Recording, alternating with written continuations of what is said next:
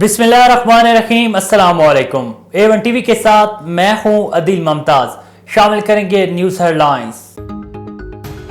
बानी पाकिस्तान कायद-ए-आज़म का यौम पैदाइश मिज़ार कायद पर गार्ड्स तब्दीली की पुरवकार तकरीब। पाक फजाइया ने मिज़ार कायद की सिक्योरिटी पाक आर्मी के स्पुर्द कर दी। पाकिस्तान मिलिट्री अकेडमी काकुल के दस्ते ने फराइज संभाल लिए। मेहमान खसूसी जनरल उमर नसीम ने मिज़ार कायद पर फूल चढ़ाए। फातिह खानी की मेजर जनरल उमर नसीम ने मेहमानों की किताब में तासुरात कलम बंद किए।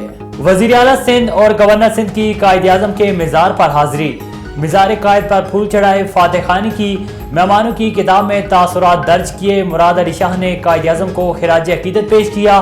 कहा कायद-ए-आज़म जैसे लीडर सदियों में पैदा होते हैं। कमरान टेसूरी बोले ये पाकिस्तान है तो हम हैं, इसकी तरक्की में हम सब का साथ जरूरी है।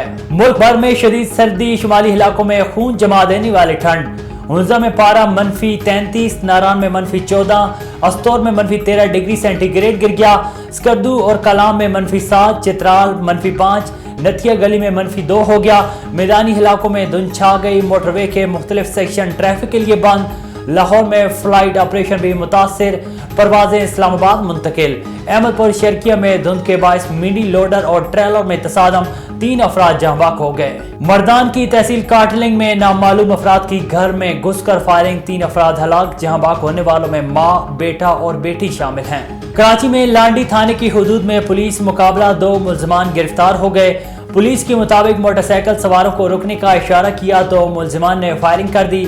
जवाबी फायरिंग के बाद दोनों मुल्जिमान को गिरफ्तार कर लिया गया। उधर गुलिस्तान जोहर में शहरी की फायरिंग से मुबैना डाकू हलाक हो गया। हेडलाइंस हमने जानी। A1 टीवी से फिल वक्त इतना ही। मजीद खबरों और अपडेट्स के लिए देखते रहिए A1 टीवी। A1 टीवी, सब पे नजर, अंदर की खबर।